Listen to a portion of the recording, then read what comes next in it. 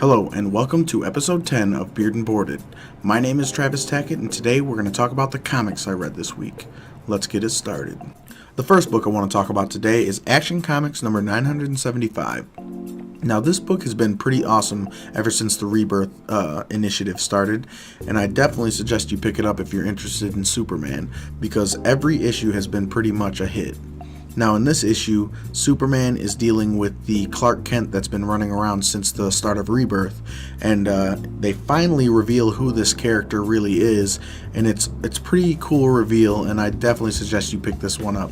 I'd probably give this one 5 out of 5 bearded Supermen. The next book I want to talk about today is Man-Thing number 1, written by R.L. Stine of Goosebumps fame. This book is pretty awesome. It basically gives the backstory on the Man-Thing character, especially it's kind of a obscure character and I wasn't too familiar with it. It's got some similarities to Swamp Thing, and yeah, the story is looking really cool. I definitely suggest you pick it up if you like horror style stories, and also R.L. Stine has a short story in the back of the book that's kind of creepy and really cool.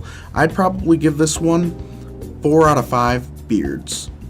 Next up, we have Detective Comics number 952, and in this issue, Batman and the Bat Family are trying to defeat the League of Shadows and a character called Lady Shiva.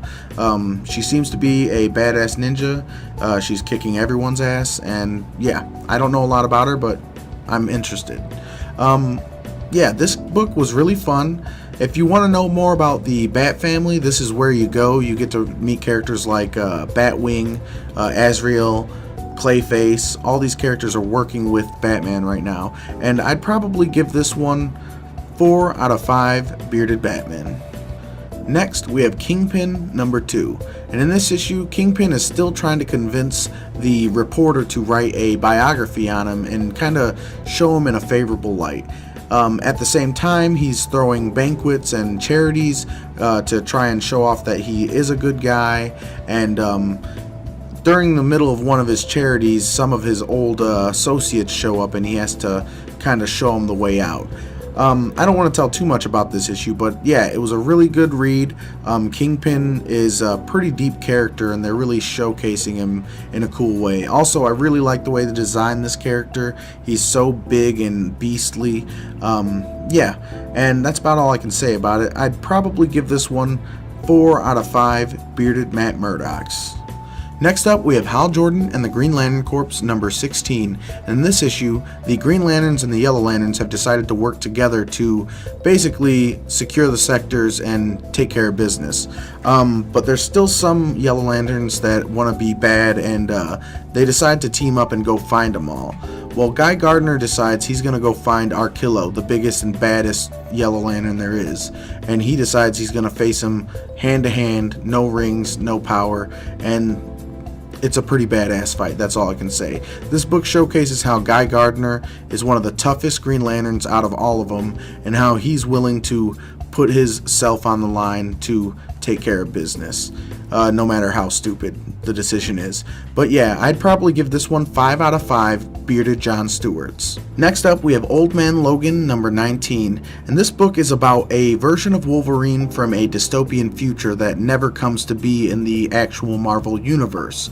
But something happens and he gets pulled into the normal Marvel universe, which I know is kind of confusing, but basically he's trying to get back to this dystopian future where all of his friends and most of his family are all dead, but there's one person that he feels like he left behind and he wants to go back and help him.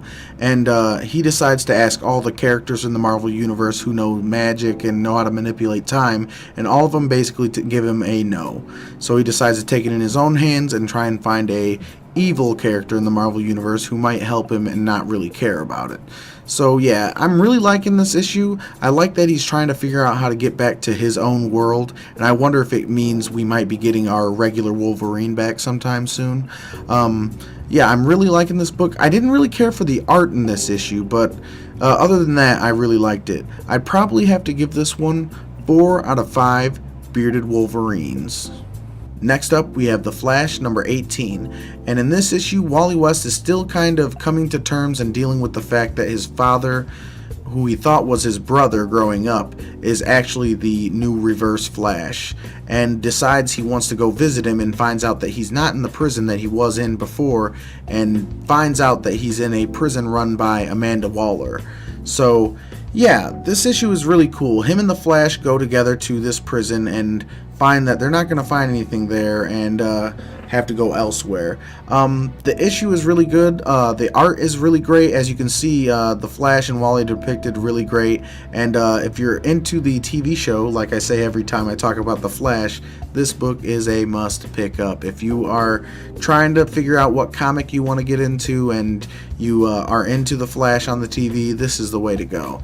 So yeah, I'd probably give this one 5 out of 5 bearded flashes. Last but not least, we have Max Landis' Green Valley number 6, and in this issue, the Knights of Colodia are tending to their wounds and they are grieving their losses as they lost the last battle with the wizard / time traveler who's causing them all this trouble this entire book.